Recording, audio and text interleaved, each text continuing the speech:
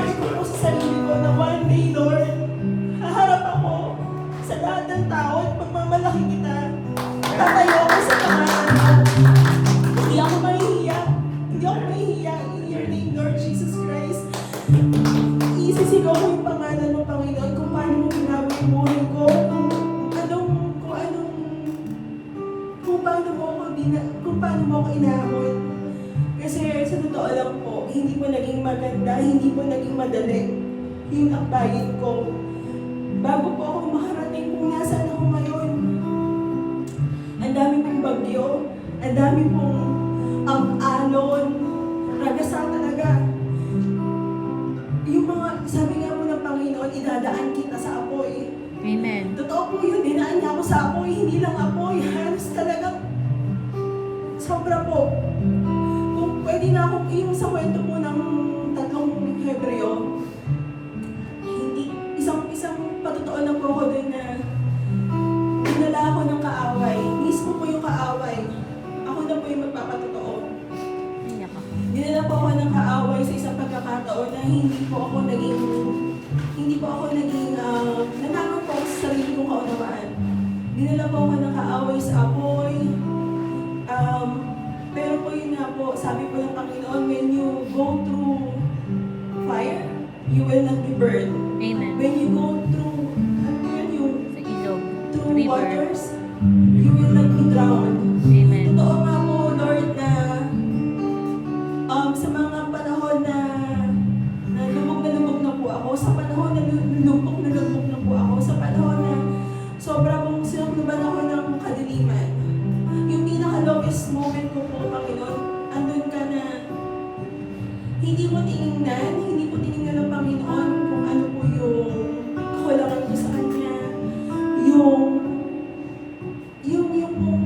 pagsalungat ko sa landasin niya, hindi niya po tinignan yun, bagkus tinignan niya po yung pagmamahal niya sa akin. Amen. May narinig nga po akong preaching, yung lagi po kasi ako nakikinig ng preaching sa online, sabi niya, ano mang iba to sa'yo ng kaaway, ano mang iba to sa'yo ng mga tao, ano bang sabihin nila sa'yo? Isa lang sasabihin ng Diyos, mahal ko yung anak ko regardless. Despite lahat ng kakulangan mo sa Panginoon, sasabihin lang niya sa kaaway na lagi nagbibigay sa'yo ng mga kasinungalingan, ng lies. Lagi po kasi tayo bubulungan ng kaaway na ganito ka, Hindi ka deserve. lagi Make a kang word. i-deceive, lagi pong may deception, lagi niyang bubulong sa iyo yung mga kasinungalingan, pero lagi papaalala sa iyo ng Panginoon na mahal kita regardless. Tapos po, yun nga, na bago po ako dumating dito, talaga pong, siguro po sabi ko nga, Lord, thank you kasi though muna pinagdaanan ko lahat ng hirap, dinaan man po ako ng Panginoon sa apoy, may dahilan siya behind all those na mangyayari sa buhay ko, na nagpapasalamat pa rin po ako na Lord, kahit ang hirap, hindi po ako handa, sa totoo lang hindi po ako handa sa pagsubok na pinagdaanan ko before talaga po sumampa ako, before ako lumapag dito sa bansang to, hindi po ako naging handa, hindi ako naging equip. Pero Lord, nagpapasalamat ako sa iyo, Panginoon, na kahit dinaan mo ako sa apoy, may dahilan pala. Kasi kung hindi mo ako pinadaan doon, hindi ako magiging ganito kung sino ako ngayon. Amen. Hindi ako makakaharap dito, hindi ako makakatayo dito. Amen. Wala akong patotoo sa buhay ko. Pero yun po, ibig ko sabihin ba na yun pong inalinan ko pala ako ng Panginoon, hinubog niya ako. Kasi tayo po pala, kung hindi niya tayo dadaan sa pagsubok, sa fire, hindi po tayo mag-pruning, hindi po tayo marerefine. Ngayon po, dinaan niya ako sa pagsubok, yung faith ko talagang tinest po niya. Na akala ko, Lord, sabi ko noon, Lord, ayoko na takot po ako, binabalot ako ng fear. Ano mo matawin mo sa akin, nangingibabaw sa puso ko ng takot. Takot na ano mangyayari sa akin? Ano na mangyayari sa buhay ko? Pinaghirapan ko po yun eh. Parang dati kasi nagtapos po ako ng kolehiyo. Ang ganda ng tingin ko sa sa landas ko. Maganda yung future ko kasi tapos ka, ganyan ka. Tapos bigla akong isang bagsak. Binigay sa'yo yung problema na to. Lord, paano na?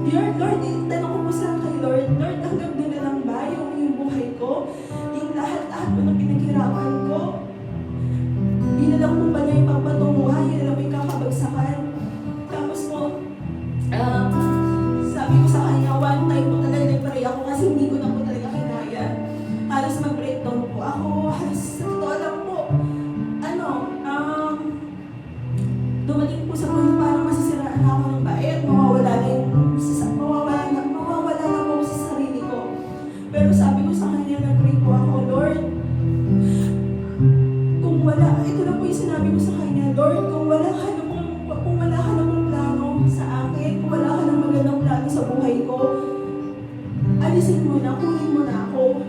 Sabi ko po sa kanya, Lord, kung wala ka namang magandang plano sa buhay ko, kunin mo na itong buhay na to, kasi pinahirap mo lang naman to sa akin eh.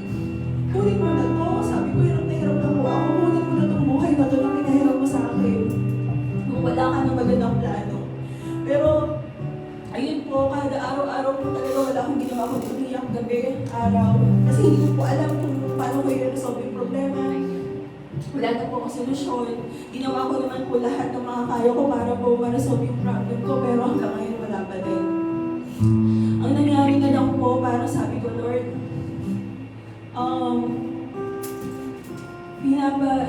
pinapasuggest ko na po, nasa kami mo na Lord, kasi no matter what, sabi ko sa kanya, naalala ko po yung kwento sa Bible, yung Paul and Silas po ba yun? Yung nasa kulungan po sila, sa loob po sila ng kulungan na though napakahirap po ng sitwasyon nila, though na nasa kulungan sila, opo, nakakadeta sila, pero yung faith nila kay Lord, pero po yung pag-ibig nila sa Panginoon na kahit doon ko na, yung po yung pinanghawakan ko ngayon na kahit anong sitwasyon mo, kahit anong nasa ginhawa ka man, nasa dilim ka man, nasa maayos ka man sitwasyon, gutom ka man, wala kang pera o meron ka man, still makakapagpuri ka sa Panginoon. Kasi naniniwala ka, hindi mo titignan yung sitwasyon mo kung pangit o maganda, pero titignan mo kung sino siya, na totoo siya, nabuhay siya. Kaya yung po talaga sabi ko, Lord, thank you, though na all things work out for me po talaga na, alam mo sobrang, po talaga na, ngayon po, yung takot, yung fear na naramdaman ko noon, na pinakinim sa akin ng kaaway sa puso ko, talagang tinanin ako dito puro takot pero hindi ako tumigil mag-pray kay Lord, talaga kung totoo nga po yung wag kang titigil. Sa sitwasyon na lubog ka, huwag ka doon hihinto. Amen. Magpatuloy ka lang. Magpatuloy ka lang kasi may gagawin sa'yo ang Panginoon. Ngayon nga po, ngayon, doon mula sa, nilimunin ko po yung nakaraan. Papasalamat po ako sa Panginoon na yun pala, yung biglang bagsak ko po na yun naman po yung pagtaas ko. Amen. Naisip po talaga kasi sobrang lubog po talaga, inahon niya ako na yun, inarangkada niya po ako pataas. Amen. Sobra po. Amazing po, lahat po talaga. Ngayon po, ito pa po, share ko lang. Kasi po nung naka-duty po ako sa hospital, yun nga po, kasama ko si Kuya Fernan, pero sa others location po sila. Ako po, mag-isa po dun sa area. Tapos mag-duty po ako. Kasi, syempre po, naglilinis po ako dun sa hospital. Ngayon po, kumain po yung mga modir. Syempre po sa akin, sa isip ko po, hindi ko na responsibility na hugasan yung pinagkainan nila. Hindi ko na igagalawin. Pero nakita ko yung mga baso. Hindi pa po siya hinugasan. Hindi pa maisip po ako kasi nililinis ko po yung kwarto. Sabi ko sa sarili ko, hindi ko naman na to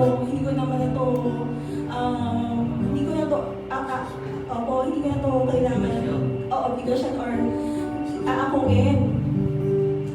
Yung po mga baso maliliit lang. Pero sa isip ko, sabi ko, Lord, kailan na sabi mo, whatever you do it for the Lord, not for men. Kaya po sabi ko, ito testimony po talaga. Tapos nasa isip ko po talaga yung Diyos naman. Sabi ko, sige, ganito na lang. Kahit na naisip ko po na, hindi ko na, ito, sige, hugasan ko pa rin. Pero sabi ko kay God, gagawin ko to, hindi para sa kanila. Gagawin ko to para sa'yo. Kasi gusto ko makita nila yung gusto ko sa buhay ko. Gusto ko makita nila na anong Diyos yung meron ako. Alam niyo po ba, matik on that spot po, na hinugasan ko yung 4 na baso. Sabi ko sa sarili ko nung una, hindi ko hugasan. Bakit? Hindi ko naman responsibilidad eh. Pagkakuha ko po ng baso na, at hinugasan ko po yung baso na 4 na piraso, pag ganun ko, tinawag po ako ng Wadiyan, binigyan niyo po ako 100 real. Ah. Amen. Totoo nga, Lord, na pag inuna kita, pag inalay ko sa'yo yung bawat galaw ko, bawat kilos ko, na hindi ko yung gagawin para sa tao, hindi ko yung gagawin para sa iba. Ikaw yung titingnan ko, gagawin ko to kasi gusto kong makita. Gusto kong makita nila kung sinong Diyos kung meron ako. Lord, God, ikaw po talaga yung magpapatunay na ikaw yung ikaw yung magpapakita kung gaano ka ka-powerful. Kaya yun po, sobrang all glory to God po talaga. Amen. Lord,